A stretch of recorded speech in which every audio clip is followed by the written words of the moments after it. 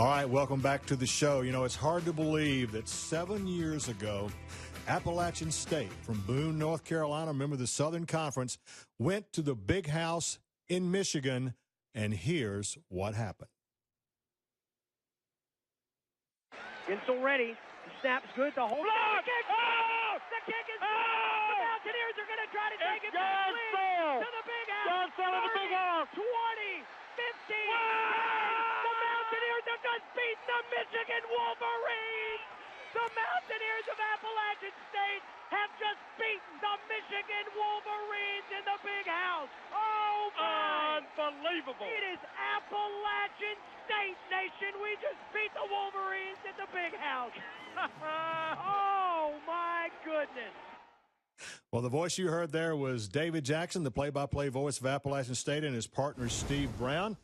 And we welcome in from Boone, North Carolina, two-time North Carolina Sportscaster of the Year, David Jackson. David, it's Tony Barnhart. How are you, sir? Tony, doing well. I can tell you I'm a lot calmer right now than I was that day. Well, let me tell you a quick story before we get into it. I'll never forget, just out of curiosity, before that game that week, I jumped on the Southern Conference coaches call just to sort of listen to what's going on. And I asked Coach Jerry Moore, I said, Coach, have you talked to your team at all about the aura of playing in Michigan's Big House? And he said, well, Tony, I ain't talked much about an aura, but we are talking about some ball plays we think will work against their defense. And I hung up the phone. I said, you know something?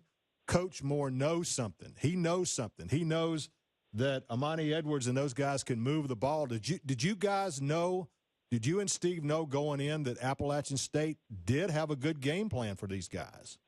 Well, I don't think anybody would tell you that they knew what the end result would ultimately be.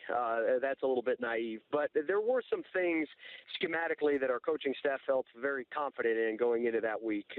Getting athletes in space, utilizing that team speed that Michigan found out early in the game that Appalachian possessed, that was a big piece of that. And being able to go across the middle and attack the middle with Dexter Jackson on the big long touchdown catch to start the game, that really kind of softened things up and gave the team confidence to ultimately be able to go out and execute that game plan. Now, again, I don't think anybody in the Appalachian camp understood what compete meant that day, what the ultimate goal would be. But as the game wore on and the confidence built, things really kind of took off from there. Well, I was going to ask you about that. You know, as you and Steve go through the broadcast, anytime you're involved in a game like that, you know, you have an idea in your mind the way it's going to go, in particular if you're not favored to win. But then there comes a moment during the course of the game where you go, hey, you know what? We can win this thing. Do you recall when that feeling came for you? Yeah, and I'll also say, too, at the same time, Tony, this was the first game where texting ever became part of the broadcast booth for us because our phones obviously were blowing up as the game transpired. But, you know, I remember scoring the first points because, remember, Michigan went down and scored very easily to start the ball game. It was 7-0 before people got into their seats and scored on the long Dexter Jackson touchdown. And we thought, well, you know what? That's great. You know, fifth-ranked team in the country. We put points on the board, made it a 7-7 game. Fantastic. And then Michigan scored again. And then Appalachian tied it again. And it was like, oh, well, that's even better, man. We're 14-14 tied in the first quarter. This is perfect. Just what we needed to see.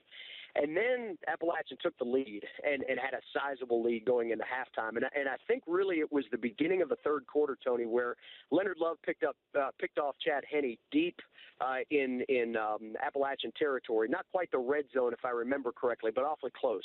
And that was the moment where you knew you'd be disappointed if you lost. Right. And that was really odd to sit in a sense in Michigan's Big House thinking, here's the fifth-ranked team in the country. They're talking national championship, and we're going to be disappointed if we don't pull this thing out. But luckily, Appalachian was able to dodge a few bullets down the stretch and you know, again, take the lead after Michigan finally wrestled it away one more time, and the rest is history. Well, I read this in one of my research articles getting ready for this, and let me know if this is true. Basically, on that day, Coach Moore played like 27 guys, the 22 starters and only a handful of substitutes. Does that sound right to you? You it's part of the fishtail. Pretty soon that's going to be we played 5 players, and they all played offense and defense.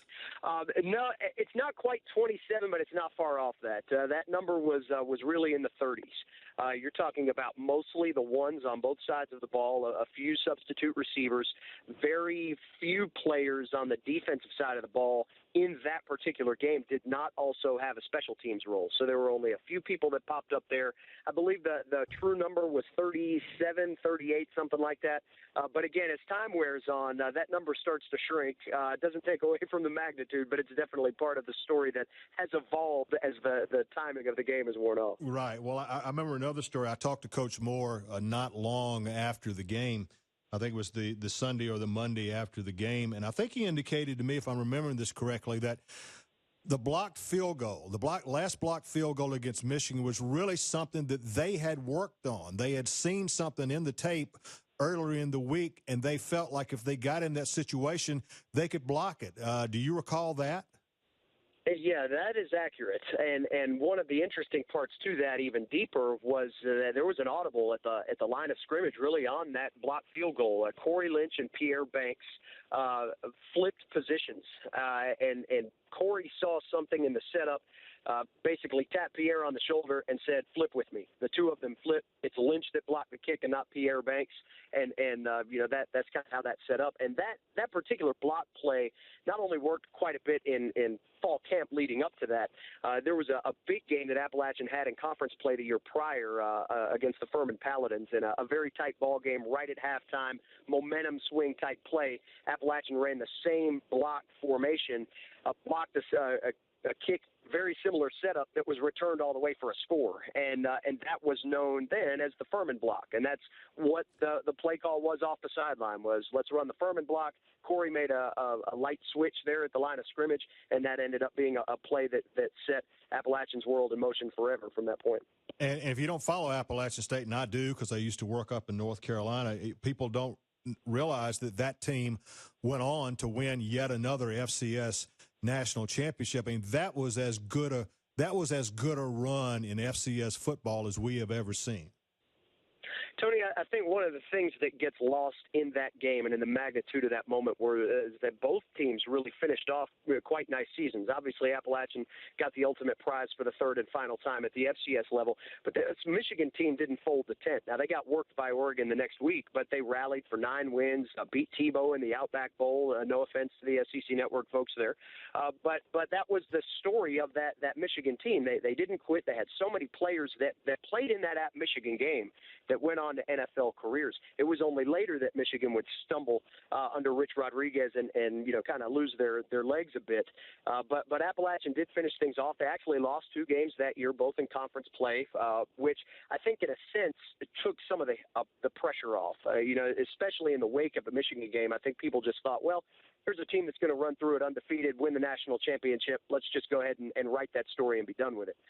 There were some injuries that were suffered in the Michigan game that had to be healed up. I don't think Appalachian wins the national championship without Trey Elder, who backed up Armani Edwards, spelling him for a few weeks after the game in the Big House. So a lot of different storylines ended up coming together, but certainly that season was set off much differently than any other, and probably that one will stand the test of time in Appalachian State football lore. All right, David Jackson, the voice of the Appalachian State Mountaineers. You guys are joining the Sun Belt.